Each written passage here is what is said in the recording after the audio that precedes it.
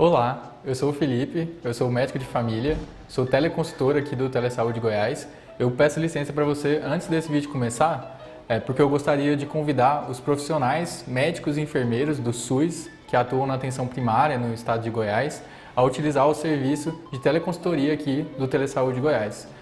A nossa equipe de teleconsultores, ela pode te ajudar a tirar dúvidas de casos atendidos na rotina e do seu serviço e sugerir conteúdo atualizado sobre os mais variados temas aí no contexto da APS. Basta fazer o cadastro no site do Telesaúde Goiás e aguardar a autorização. Depois, solicitar a sua teleconsultoria. Aguardamos vocês!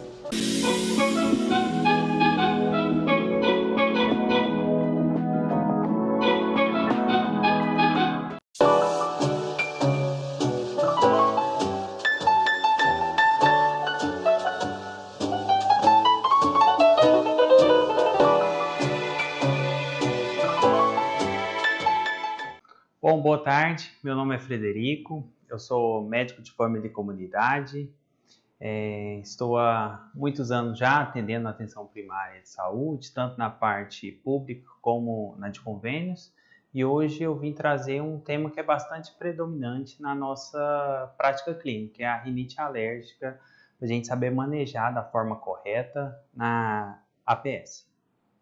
Então vamos lá.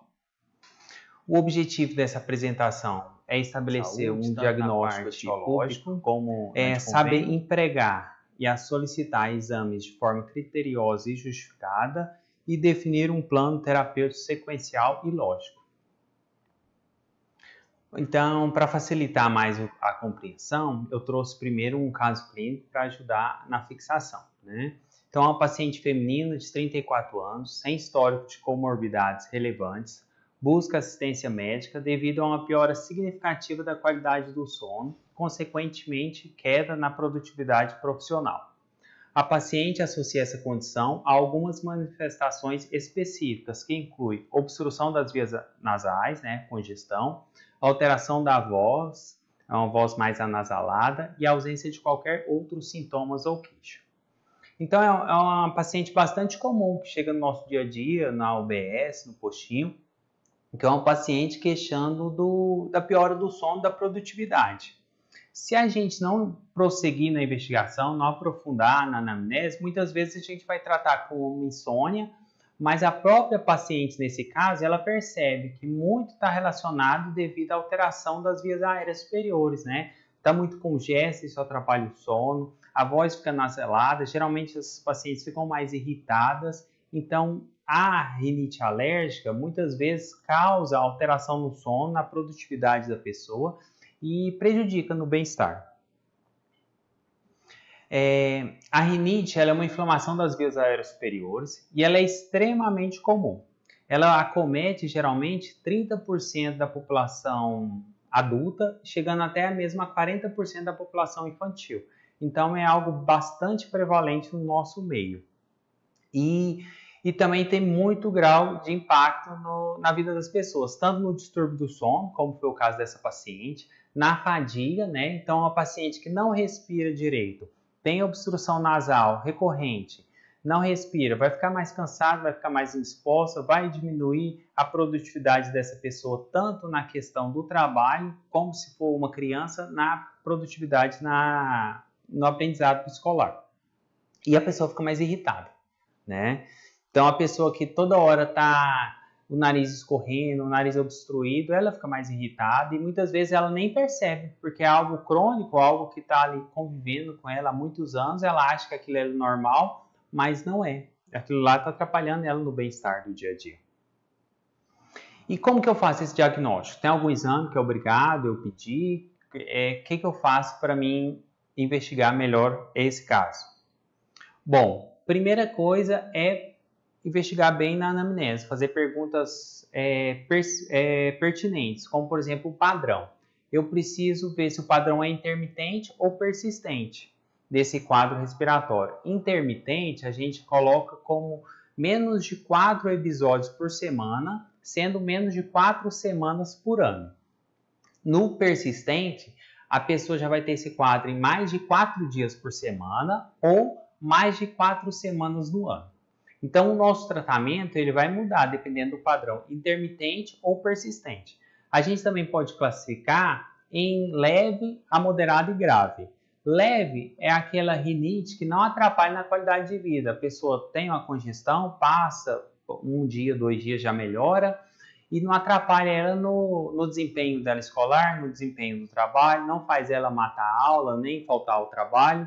É algo, não atrapalha no sono. Agora, a moderada e grave, a pessoa já atrapalha o sono, já atrapalha ela no desempenho dela escolar, já atrapalha ela no trabalho. É uma pessoa que falta decorrentes desse quadro, que fica mais irritada, então ela tem um comprometimento maior na qualidade de vida dessa paciente, que é o caso da paciente do nosso caso clínico.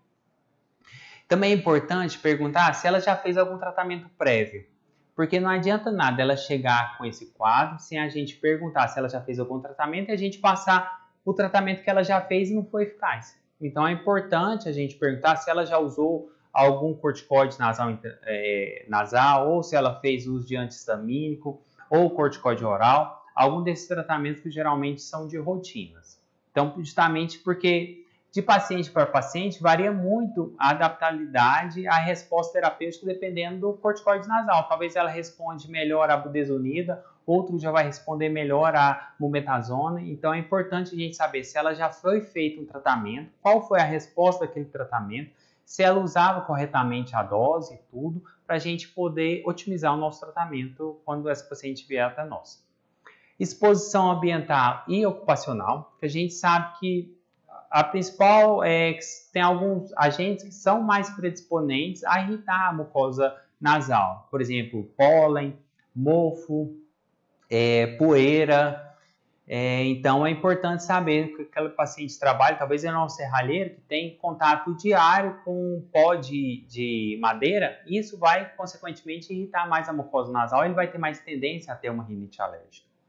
E o principal é a história familiar, né? Se aquele paciente tem asma, tem histórico de alguma atopia, tem dermatite, então isso é fundamental a gente saber, porque o paciente atópico, ele vai ter mais predisposição a desenvolver a rinite alérgica.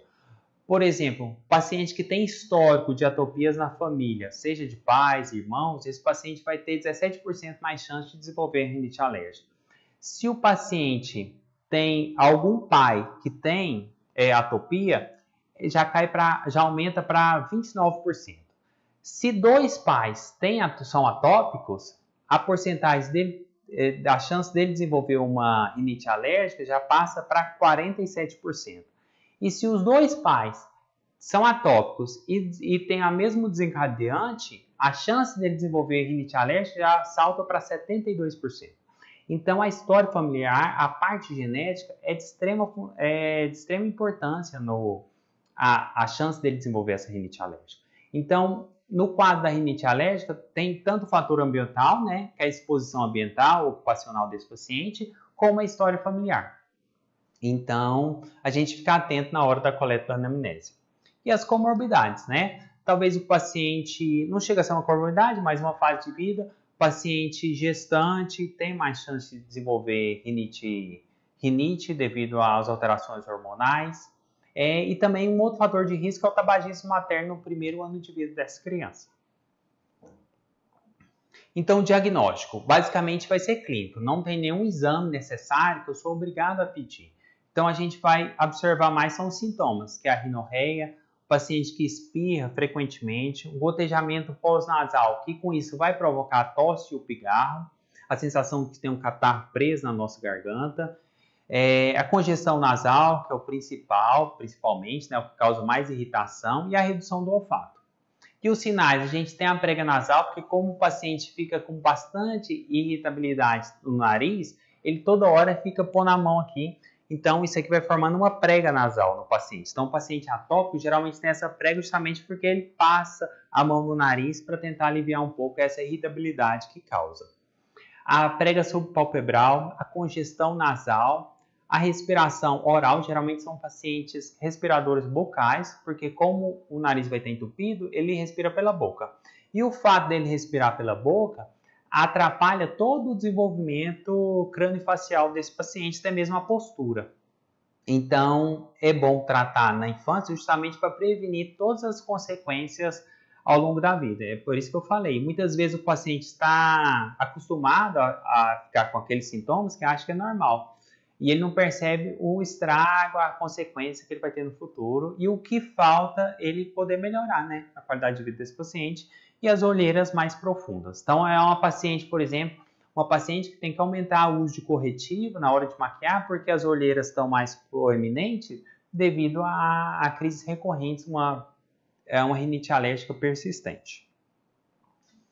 Os achados comuns, que, por exemplo, as pregas de Demi Moore, que é essa prega palpebral inferior, e a prega nasal, que a gente fala essa saudação alérgica, justamente com o paciente muito irritado no nariz, coriza toda hora, muito prurido, toda hora ele põe a mão no nariz, aí vai formando uma prega nasal desses pacientes atópicos.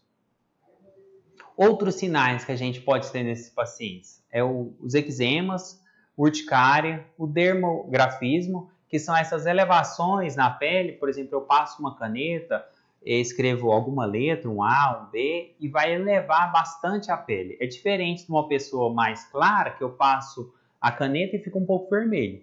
O dermografismo eleva e forma uma lesão mais persistente. Vai demorar alguns minutos ou até mesmo horas para desaparecer. Na cabeça e no pescoço, a gente tem, por exemplo, conjuntivas com prurido, edema, eritrema, lacrimejamento excessivo. Então, é um paciente que, além da rinite ou a inflamação no nariz, ele tem também associado conjuntivite alérgica, né? Então, é um paciente que tem bastante hiperemia e lacrimejamento. É diferente do paciente que tem uma conjuntivite infecciosa, por exemplo, tem a sensação de que tem uma areia no olho. Geralmente, nesses pacientes atópicos, é mais o aumento do lacrimejamento e o aumento do prurido e o edema, né? O paciente vai coçando muito o olho e fica mais vermelho, então ele fica bastante irritado. O aumento das papilas e o nódulo no limbo, né? O arco palatiano alto, que é justamente devido a essa respiração bucal. O paciente dorme de boca aberta, ronca bastante, respira mais pela boca porque tem muita obstrução nasal, devido à congestão, principalmente dos cornetos, né? As tonsilas e adenoides aumentaram justamente pela inflamação que causa nas vias aéreas superiores. E o tórax pode ter a apresentação de sibilo, né? Geralmente paciente atópico, mas é bom, por exemplo, na ausculta pulmonar, como ele vai ter uma congestão, a gente pedir para auscultar melhor quando ele respirar pela boca, justamente para diminuir os ruídos de transmissão quando ele estiver respirando pelo nariz. E temos duas possíveis causas da rinite, né? A infecciosa e a não infecciosa. O tema da aula é rinite alérgica, né? Então a gente vai se atentar a mais aqui às rinites não infecciosas. Então, as etiologias, nós temos a alérgica, né? Que é decorrente, pode ser um paciente que tem asma, dermatite, conjuntivite alérgica, ou seja, um paciente atópico, e geralmente ele pode conhecer ou não os alérgenos que desencadeiam essa crise nele. Pode ser pólen, pode ser poeira, pode ser mofo. A vasomotora, que está mais decorrente da mudança de temperatura ou umidade, por exemplo, um paciente que usa um perfume mais forte e já começa a sentir essa irritação no nariz dele. A medicamentosa, principalmente pelo uso prolongado de vasoconstritor nasal. É difícil o paciente entender porque ele acha que o vasoconstritor, o descongestionante nasal, resolve. Mas ele não vê que o uso prolongado disso faz piorar cada vez mais, ou seja, vai virar uma bola de neve.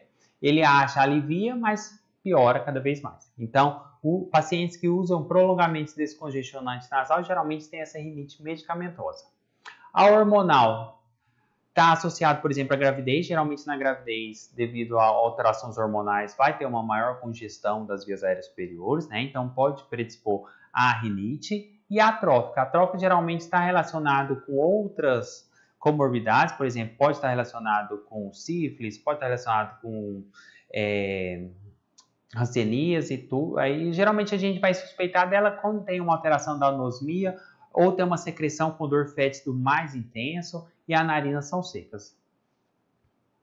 Então, os principais agentes etiológicos das causas infecciosas é a alérgena, vasomotora, medicamentosa, hormonal e atrófica. E quais exames eu devo solicitar? Basicamente, nenhum, né? Basicamente, o diagnóstico vai ser clínico e, principalmente na leve, que ele não tem comprometimento na vida diária dele, na intermitente são poucas semanas, poucos dias na semana, eu não preciso solicitar nenhum exame. Basicamente, pelos sinais e sintomas. O paciente que tem um prurido intenso no nariz, tem uma rinorreia, respirador bucal, congestão nasal, irritabilidade. Então, basicamente, eu consigo fechar o diagnóstico só pela anamnese e o exame físico. Pacientes que têm já um quadro persistente, ou seja, mais de 4 dias na semana, mais de 4 semanas no ano e tem comprometimento já na vida diária, ou está mais irritado, ou está atrapalhando o sono, está dando insônia, está fazendo ele faltar aula, faltar o serviço devido às crises de rinite, aí geralmente eu posso me lançar a mão de, por exemplo, testes, o prick test, o IgE, para me ver qual é o alérgeno que está causando aquele quadro, desencadeando mais a crise dele. Então, os testes não são mandatórios nem obrigatórios, né? A contagem de eosinófilos e os níveis séricos de IgE podem estar dentro da faixa de referência normais ou demonstrar variações causadas por outras condições, ou seja, mesmo que o exame venha normal, não quer dizer que ele não tenha.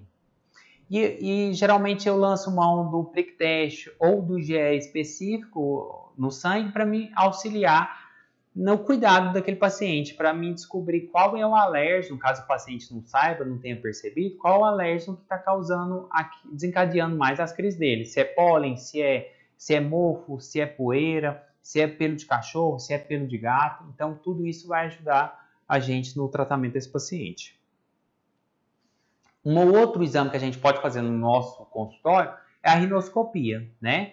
A gente pode utilizar o rinoscópio, né, que é o ideal, mas caso a gente não tiver na nossa unidade, a gente pode usar até mesmo o otoscópio, que vai servir para a gente avaliar principalmente a porção anterior da mucosa nasal, né? E na rinoscopia, eu vou avaliar principalmente a mucosa. Eu posso ver aqui na imagem do lado uma mucosa avermelhada, né, mostrando uma hiperemia e os cornetos aqui aumentados, mostrando uma rinite que não está compensada, uma rinite que está irritando, muito inflamada, aumentando e causando inflamação nesse paciente.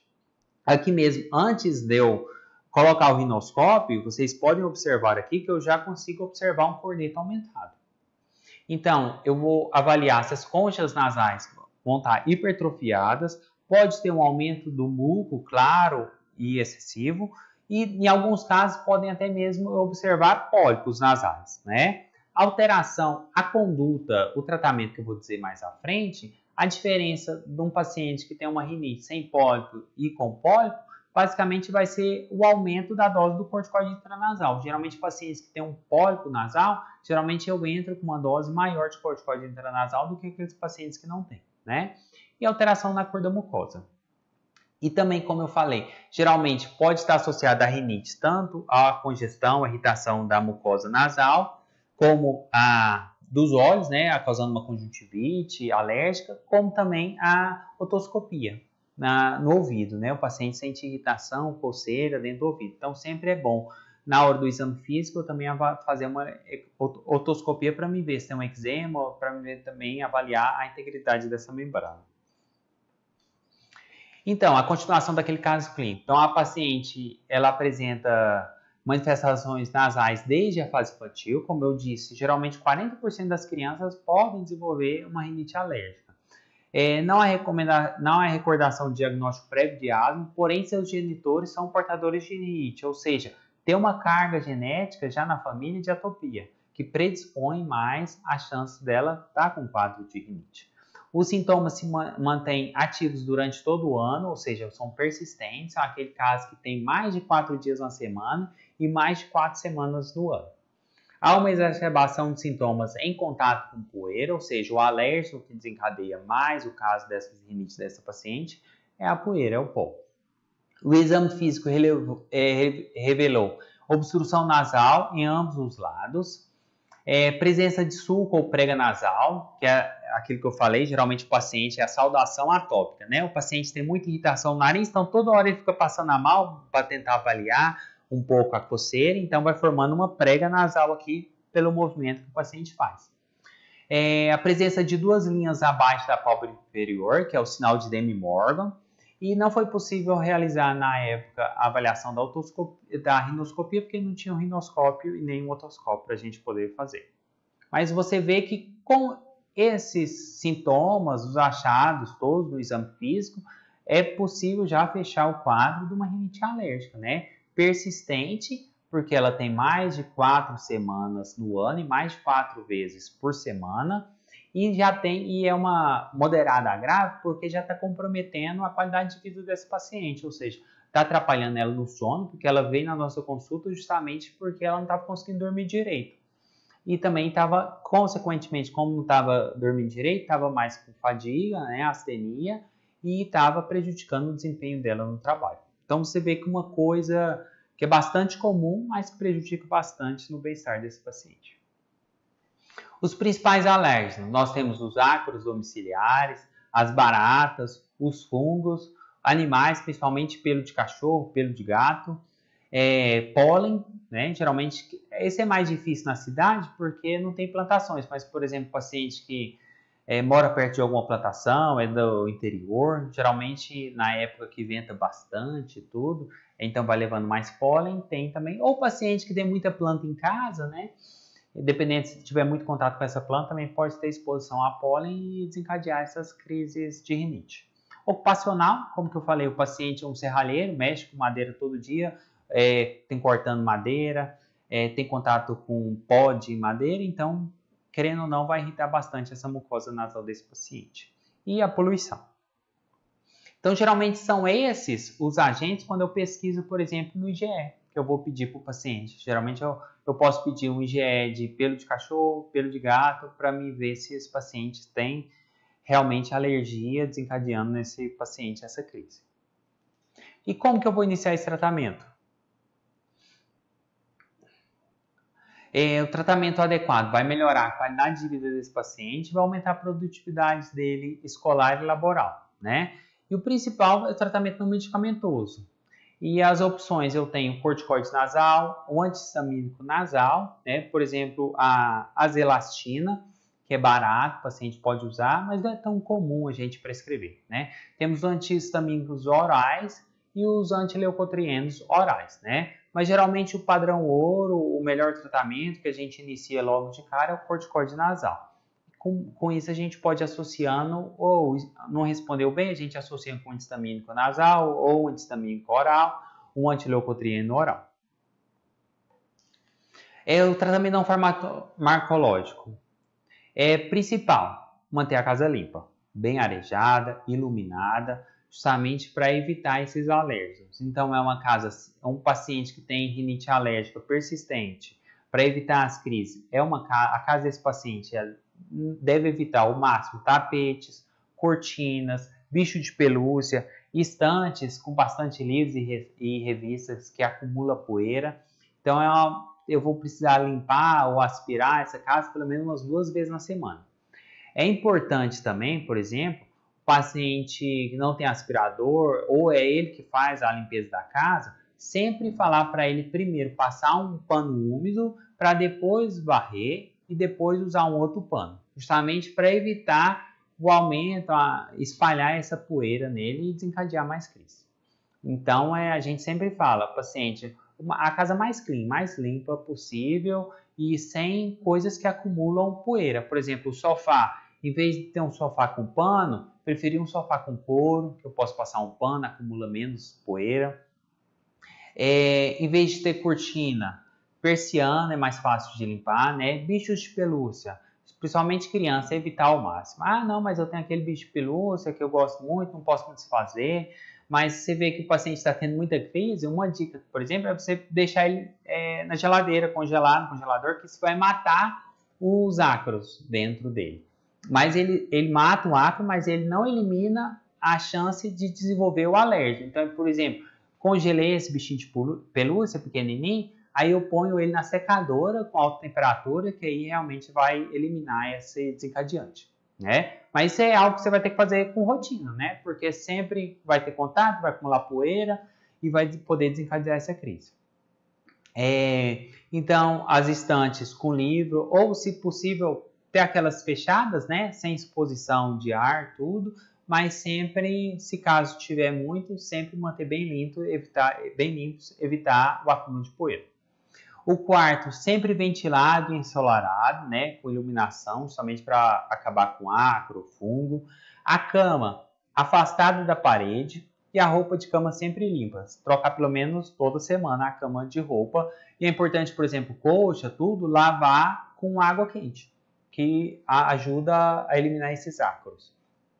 Tem pacientes que só pelo afastar a cama da parede já tem melhora da qualidade de sono, já tem melhora das crises. Porque quando eu coloco a cama encostada na parede, a parede geralmente acumula mofo, acumula pó, poeira e aquilo ali fica caindo no rosto do paciente durante a noite e cada vez ele tendo mais crise sem perceber que é justamente só pelo esse fato dele afastar um pouco a cama da parede já ia resolver o quadro dele. Então, travesseiro sempre de fibra sintética e coberto com material plástico, né, material hipoalergênico.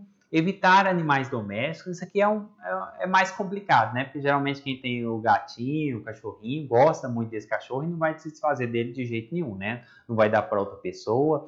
Então, é importante, por exemplo, nesse caso, conversar bem com o paciente, pelo menos falar assim, não entra no quarto, ou deixa o cachorro fora de casa, o gato fora de casa.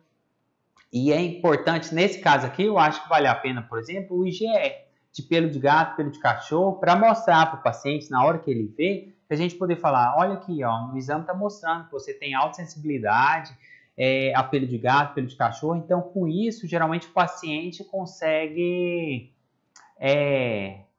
não permitir que o cachorro fique em cima da cama, não permitir que o cachorro entre dentro do quarto, né, querendo ou não, ajuda ele a mudar um pouco mais esse ambiente dele e adequar melhor ao tratamento, né? Que com ele fazendo essas medidas, geralmente ele já vai notar uma melhora e vai ver que vai ser benéfico para ele, né?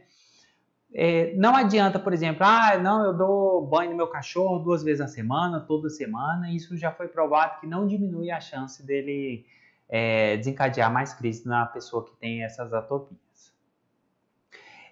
Manter as pás do ventilador e o filtro de ar-condicionado limpos, que geralmente é coisa que a gente esquece, né? De sempre fazer essa limpeza do ar-condicionado, usa o ar-condicionado à noite para dormir, principalmente nesse calor que a gente mora aqui em Goiânia. Então, é algo que sempre tem que ser feito, né? Geralmente a gente orienta pelo menos uma vez a cada 3 meses fazer a higienização desse ar-condicionado.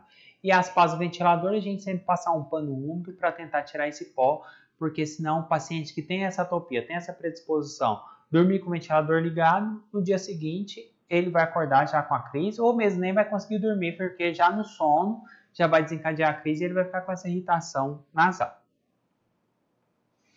Aqui está um quadro para facilitar o nosso fluxograma do tratamento, né? Então, eu dividi em rinite intermitente leve, rinite intermitente moderada e grave ou persistente, né? Em todos, higiene ambiental é fundamental. O paciente tem que manter a casa limpa, evitar mofo, evitar poeira, sempre passar pano úmido, espanador, isso não adianta em nada, só vai espalhar poeira. Então, pano úmido ou passar o aspirador de pó. Isso aí é fundamental. Na rinite intermitente leve, eu posso escolher uma das opções. Ou pode ser um histamínico nasal, né? Ou um antihistamínico oral, antileucotrieno oral e o corticoide nasal, né? Um desses. Por exemplo, geralmente com a mudança ambiental, já pode resolver o quadro dele. Não resolveu, eu lanço mão de um corticoide nasal. Não estiver resolvendo, por exemplo, ele tem com budesonida 32 microgramas, eu posso aumentar a dose, né? O ideal eu escolhi um tratamento desse, eu reavaliar esse paciente daqui a 2 semanas, para a gente ver a resposta e poder adequar ao tratamento. E principalmente na reavaliação, eu avaliar a adesão do paciente ao tratamento. Eu preciso ver se o paciente melhorou a higiene ambiental. Na UBS é bom, por exemplo, você pode fazer uma visita domiciliar para ver como que é a casa daquele paciente. Porque talvez eu estou aumentando a dose do remédio, mas a casa do paciente está cheia de mofo. Então, não vai adiantar. Então, é preciso conhecer a minha população, preciso conhecer o local que esse paciente vive para me adequar melhor ao tratamento. Então, sempre avaliar a adesão do paciente no retorno. Então, iniciei corticoide nasal, entrei com 32 microgramas, 50 microgramas de budesonida, que o paciente consegue pegar na farmácia popular, 2 jatinhos em cada narina, 1 jato em cada narina. Eu reavalio esse paciente daqui a 2 semanas. Não, doutor, não melhorou nada, melhorou só um pouco, ainda estou muita irritação, muita congestão nasal, muita coriza, então eu posso aumentar a dose. Por exemplo, eu posso passar 100 microgramas, até 200 microgramas em alguns casos, em cada narina. E eu posso associar, por exemplo, um antihistamínico oral. Um dos melhores, não é bom usar antihistamínico de primeira geração, porque geralmente causa muito sono. Mas, por exemplo, um que tem bastante resposta e melhora, principalmente nesse quadro nasal, é a cetirizina, tá? Essa é uma boa escolha. E, se não, eu posso usar a mão da loratadina, desloratadina, bilastina, que já é de segunda geração, já vai causar menos sedação nesse paciente, né? Então, eu posso associar os dois. Ah, não, mesmo assim não está resolvendo? Aí, por exemplo, eu posso associar um leucotriene oral, um montelukast, à noite, um comprimidinho à noite. Então, por isso que eu falei, é bom você avaliar a adesão desse paciente e ver a dose para depois eu otimizar a dose desse paciente. Estou tratando com a dose de 100 microgramas de budesonida, não está resolvendo? Por exemplo, eu posso avaliar a troca desse corticoide intranasal. Por exemplo, está usando budesonida, eu posso passar mometasona ou fluticasona, tá? Um desses, talvez, dependendo do paciente, ele vai resolver, vai aderir melhor, vai ter uma resposta melhor se eu só fazer a troca desse corticoide intranasal desse paciente. Fiz a troca, não está resolvendo? Associe um antihistamínico oral. Não está resolvendo? Aí eu posso usar, por exemplo, um antihistamínico nasal ou usar, por exemplo, um leucotrieno oral, montelukast, né? Associei as drogas. Não está resolvendo? Posso usar, por exemplo, um levotiracezina, que também não estiver resolvendo, aí sim a gente tem que precisar avaliar o encaminhamento desse paciente, por exemplo, um alergista, para avaliar a imunoterapia nesse paciente.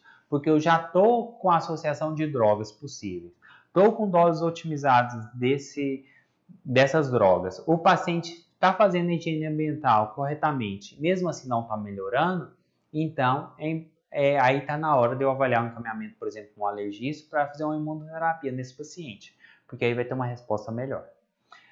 Com base no corticoide oral, aí é uma questão, porque a gente sabe que o corticoide oral vai responder muito bem nesses casos.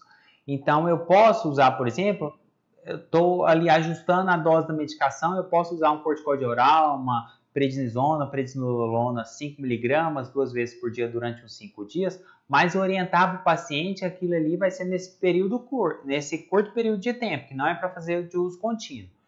É complicado entrar com corticoide oral justamente porque a gente sabe que vai melhorar e o paciente vai sempre querer fazer o uso crônico desse corticoide oral, aí vai desencadear as consequências do uso crônico de corticoide. Então, a gente sempre tem que pesar o benefício e os malefícios do uso, né? Então, geralmente a gente usa por um curto período de tempo, uns 5 dias, 7 dias no máximo, tá? Corticoide oral, justamente só para atingir a utilização das outras drogas que a gente está usando e para aliviar um pouco aquele sintoma do paciente.